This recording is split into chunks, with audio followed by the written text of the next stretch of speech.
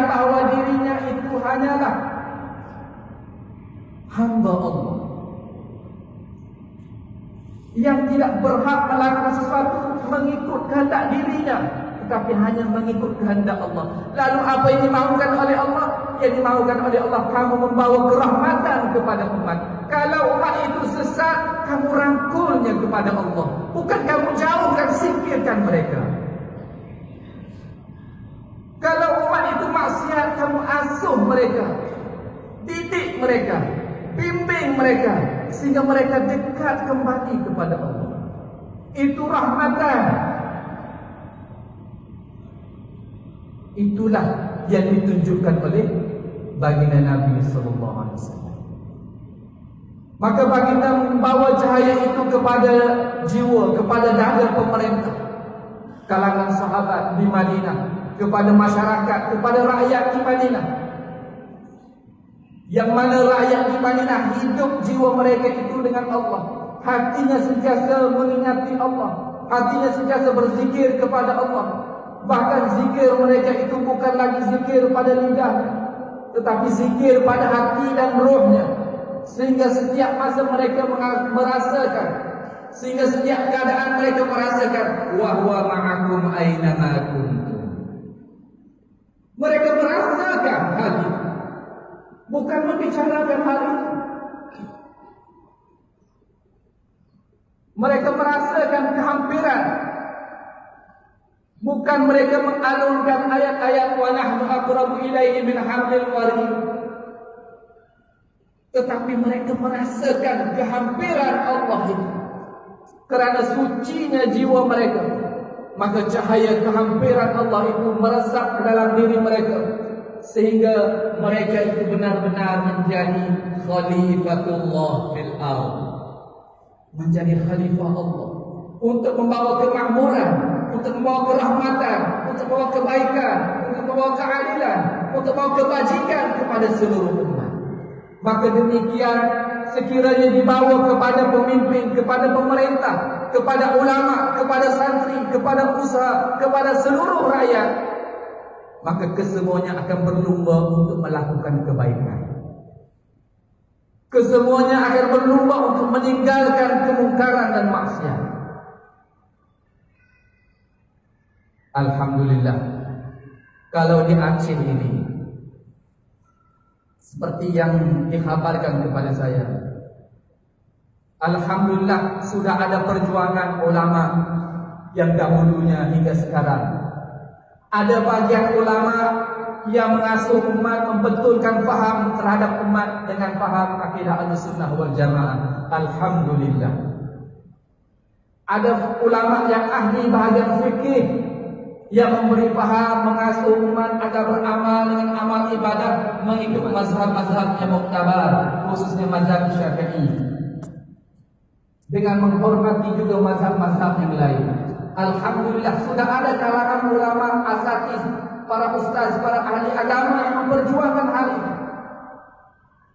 Lalu kita lihat berapa ramai murid-muridnya Abuya Mudawali yang bertebaran di seluruh Aceh untuk mendidik, mengasuh umat di Aceh ini, khususnya dengan hal akidah yang benar, dengan pedoman ibadah yang benar, tauhid akidah yang benar, Ahlussunnah wal Jamaah dengan mazhabnya, fikihnya mazhab Syafi'i. Ini sudah berjalan, alhamdulillah. Namun cabaran bagi umat itu bukan terhenti di situ, bukan hanya cukup di situ. Perlu jiwanya, perlu rohaninya, perlu hatinya itu diasuh, dididik, supaya benar akidah itu meresap dalam dirinya, supaya pengamalan ibadahnya itu bukan sekadar pada jasad, lidah dan anggotanya, tetapi juga hidup pada hatinya. Maka alhamdulillah hal itu dapat disadari di kalangan ulama, khususnya oleh Abuya Syekh Haji Amran Wali Al-Khali. Menyadari akan hal ini dengan keadaan cabaran umat khususnya di Aceh, dengan musibah-musibah yang berlaku, dengan cabaran ekonomi, kehidupan dan sebagainya, maka jiwa dan hati mereka itu perlu dikuatkan. Tidak memadai, tidak mencukupi dengan sekadar akidah Ahlussunnah wal Jamaah dan fikih mazhab Syafi'i. Maka di situ digagaskan pengkajian tauhid tasawuf sebagai solusi untuk mengasuh umat, merangkul umat, merangkul hati dan jiwa umat agar kembali berkumpul bersama hampir dengan Allah. Ini kalau saya ceritakan lagi hal tentang dunia. Ibu-ibu, bapak-bapak tahu apakah agama yang paling cepat berkembang di dunia sekarang? Semua pastinya akan menjawab Islam. Tanpa kita sadar, yang sangat cepat berkembang di dunia sekarang ini ialah tiada agama. Kalau perkembangan umat Islam sekarang sudah hampir mencecah 1,7 bilion, tetapi dalam masa tak sampai 10 tahun, orang-orang yang mengaku dirinya tidak ada kaitan dengan mana-mana agama, apakah itu golongan etnis yang tidak percaya kepada Tuhan atau tidak mahu dikaitkan dengan mana-mana agama kerana sudah bosan, sudah putus harap dengan agama, mereka mengaku diri mereka itu sebagai tiada kaitan dengan mana-mana agama. Itu sudah mencapai 1 bilion.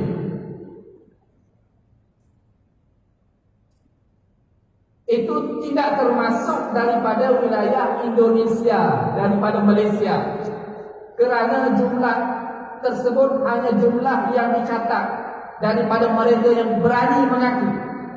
Kalau di Indonesia, di Malaysia, siapa yang berani mengaku? Tidak ada yang berani mengaku. Tetapi walaupun mereka tidak mengaku, sudah ramai khusus generasi muda yang sebenarnya terjebak dalam keadaan demikian. Punca kenapa? Kerana mereka tidak merasakan kelazatan hidup beragama. Mereka tidak lagi merasakan kebaikan hubungan dengan Allah, tidak lagi merasakan bagusnya aku berbaik dengan Allah, tidak merasakan lagi bagus dan lazatnya aku mengikuti jalan Nabi. Tidak merasai lagi. Maka hal inilah juga bahagian daripada usaha gagasan daripada pengkajian Tauhid Sufi agar menarik kembali umat kepada Allah. Satu upayanya adalah dengan ratik seridai, dengan mengajak umat kembali berzikir sebanyak-banyaknya kepada Allah, agar dengan bila semakin banyak zikirnya, semakin mudah ingatnya, semakin merasakan dekatnya, semakin mesra, semakin asyik, sehingga semakin merasakan kebersamaan dengan Allah. Hal ini yang akan mendorong dirinya nanti untuk menyempurnakan lagi ibadahnya itu. Mereka akan mencari ulama-ulama, ustaz-ustaz untuk membimbing mereka kepada kaedah ibadah yang benar.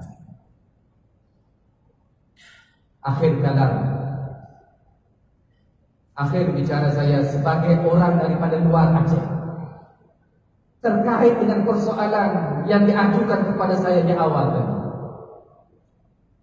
Ada berupa harapan dan impian saya agar nanti saya bisa menjawab kepada beliau yang bertanya saya di Skotlandia tadi. Nantinya ada wilayah itu. Satu harapan impian saya adalah wilayah tersebut adalah Aceh, Darussalam. Impian dan harapan saya agar para ulama Aceh daripada mana-mana bagian, daripada mana-mana pertubuhan institusi, apakah daripada Majlis Pengkajian Tauhid Tasawuf, daripada MPU, Majlis Permusyawaratan Ulama Aceh, bisa di tempat barokah ini akan sebaris di hadapan bersama dengan Abu Ya Syekh Haji Amran Wali, apalagi daripada kalangan murid-muridnya Abu Ya Mudawali, Abu Tumi, Walid Hasanun.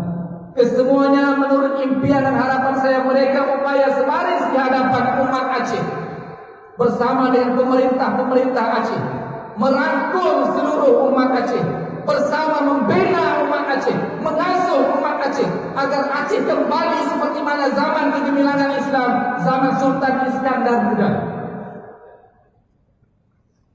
Maka saya mohon khusus kepada para jemaah pada malam ini, dalam zikirnya nanti, ajukan niat doa kita kepada Allah. Dalam mengingati Allah, kita ajukan doa kepada Allah. Ya Allah, kamu hadirkan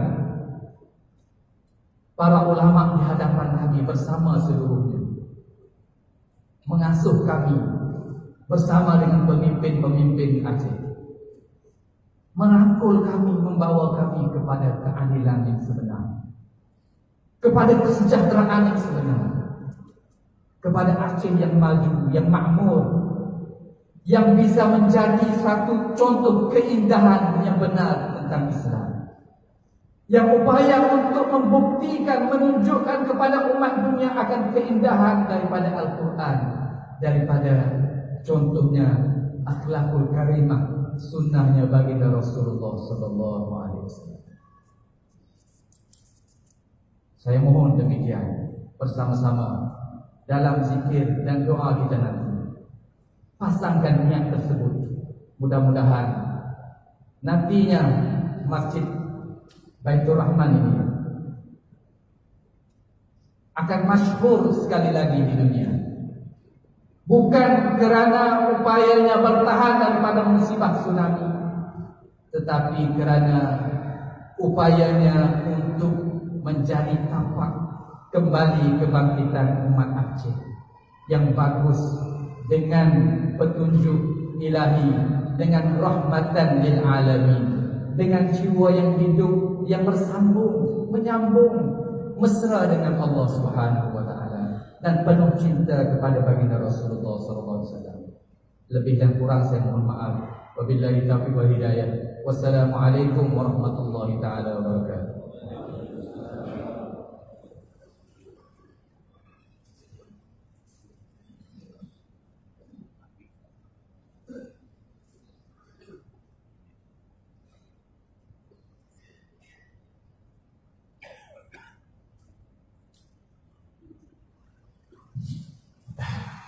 Subhanallah.